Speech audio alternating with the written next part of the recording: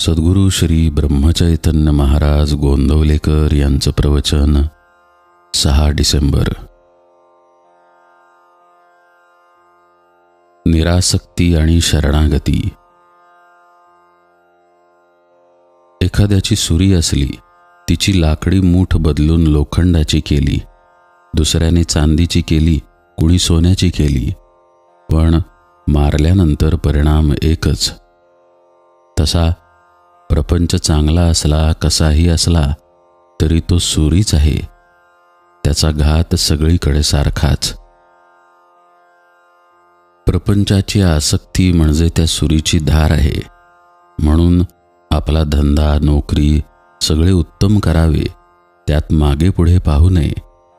पण त्यासाठी मी आहे असे नाही समजू कधी. नोकरी ही सुखाकरिता नसून पोट भरण्यासाठी आहे, अशा वृत्तीने जो ती करील, त्याला तिची आसक्ती आणि अभिमान राहणार नाही. सावधगिरीने वागावे, भगवंताचे स्मरण ठेवावे, त्याचे नाम घ्यावे.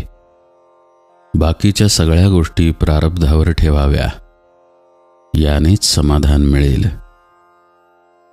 भगवंताशिवाय समाधान मिळणे शक्य नाही. मी समाधान राखून चाललो असे म्हणणारा तो जगात धन्य आहे खरा.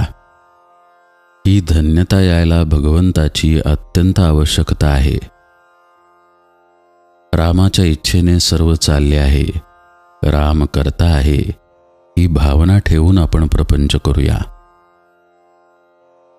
प्रयत्न आटोकाट करावा, पण फळ देणारा भगवंत आहे ही भावना ठेवून समाधान टिकवावे.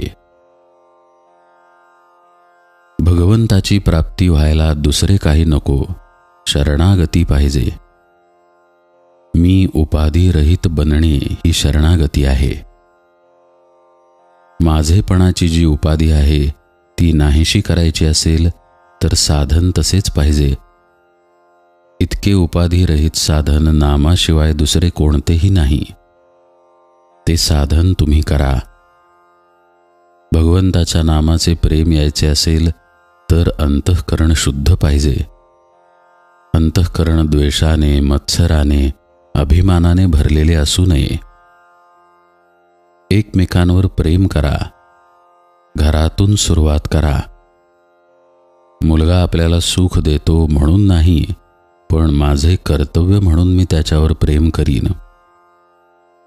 निस्वार्थपणाने प्रेम करणे हाच परमार्थ आहे खरा. त्यासाठी राम दाता आहे, पाठीराखा भगवंत आहे, ही जाणीव ठेवून तुम्ही राहा. ही जाणीव निर्माण करण्याकरिता भगवंताच्या नामाची खरी गरज आहे. मनाची शांती मिळवायला हाच मार्ग आहे. दैन्यवाणे कधीच नसावे. अगदी राजाचे वैभव तुम्ही भोगा, पण त्या वैभवाने मी सुखी आहे असे न म्हणता, मी रामाचा आहे म्हणून सुखी आहे, ही भावना ठेवून वागा. वैभव आज आहे, उद्या नाही. वैभवावर विश्वास ठेवू नका. मी रामाचा आहे या भावनेत तुम्ही राहा. त्यासाठी रामाचे नाम तुम्ही घ्या. राम कल्याण करील हा माझा भरवसा तुम्ही ठेवा. सुख कशात आहे? सुख हे समजुतीमध्ये आहे, आणि भगवंताचे होणे ही समजूत तेवढीच खरी आहे. जानकी जीवन स्मरण जय जय राम.